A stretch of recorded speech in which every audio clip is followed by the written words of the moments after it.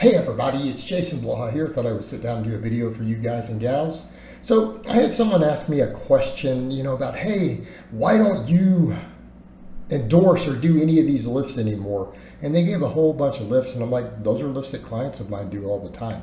So I want people to understand that just because I don't do something in a vlog doesn't mean I don't think something's a good lift.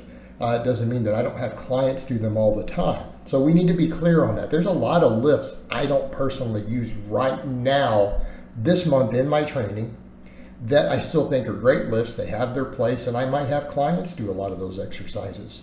Some of it can even be based around equipment limitations, because I think at the end of the day, people have to remember it is about movement patterns, not always individual exercises. Yes, sometimes individual exercises do bring something to the table, but ultimately, as long as we're training certain movement patterns, we're still going to get really, really good muscle growth.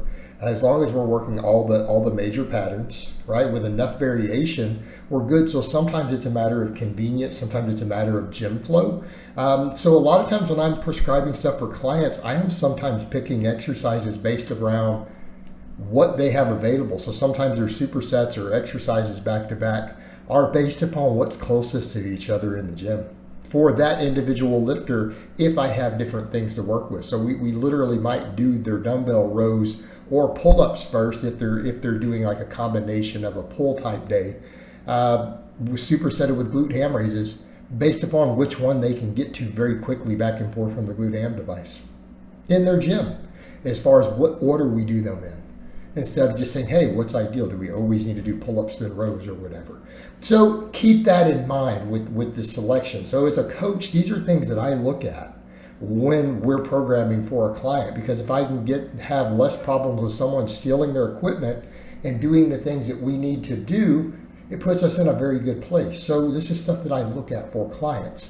Now, when it comes over to dips, I don't like dips anymore. I used to like dips.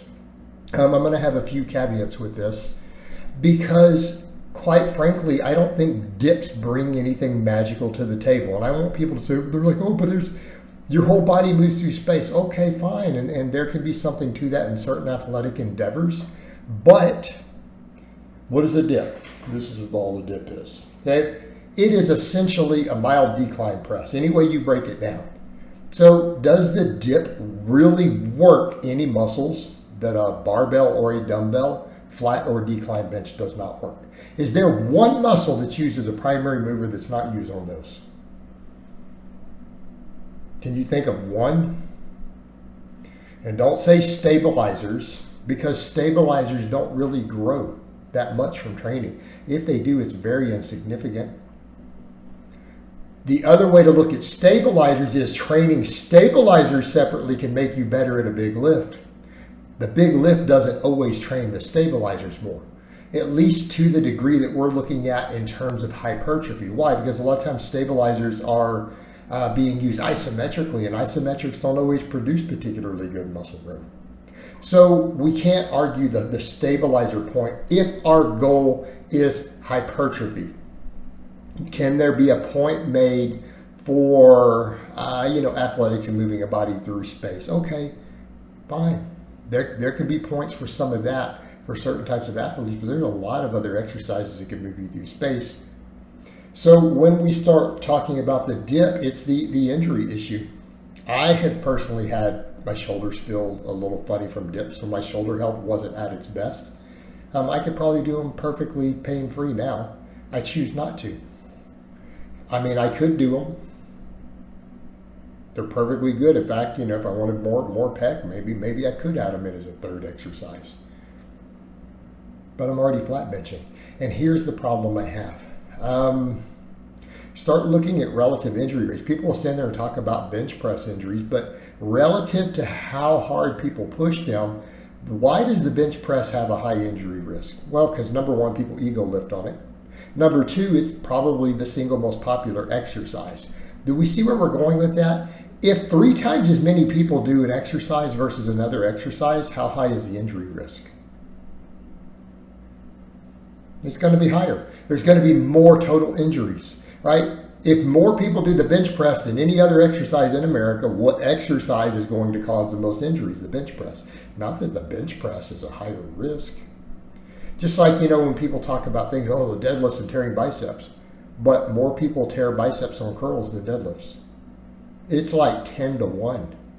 If you ask orthopedic surgeons who have to reattach bicep tendons, notice my little scar there, right? When you ask them the statistics, they're like, when you talk to them, the ones who reattach muscles, they're like, I reattach 10 biceps from curls for every one I've done, or 20 from some type of curl for every one I do for a deadlift. Way more people do curls than do deadlifts with a mixed grip. Okay, very straightforward. All right, dips, the injury rate's relatively high. Also, I had a client, and since then I'm like, you know what, I don't like dips. Now, in my defense as the coach, I did not currently have dips in his program. So before someone says, oh, coach should have caught the overuse risk and fixed it, I didn't have any dips in his program. One of my clients who had a 350-pound bench press, okay, he could bench 350, he could do 10 reps with 250, he could do sets of 10 with 250, hit a 350 on a max.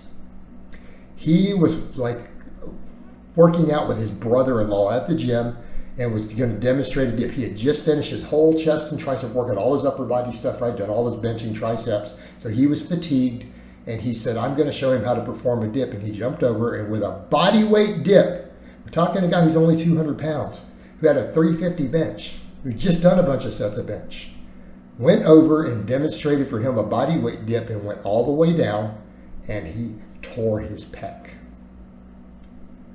Okay, and it was a full rupture. He tore the tendon off the bone doing a dip.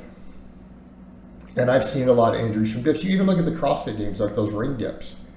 One of the highest injury rates at the CrossFit Games is the ring dips. Highest injury rate. People tear, dozens of pecs have been torn in competition. Dozens from that exercise.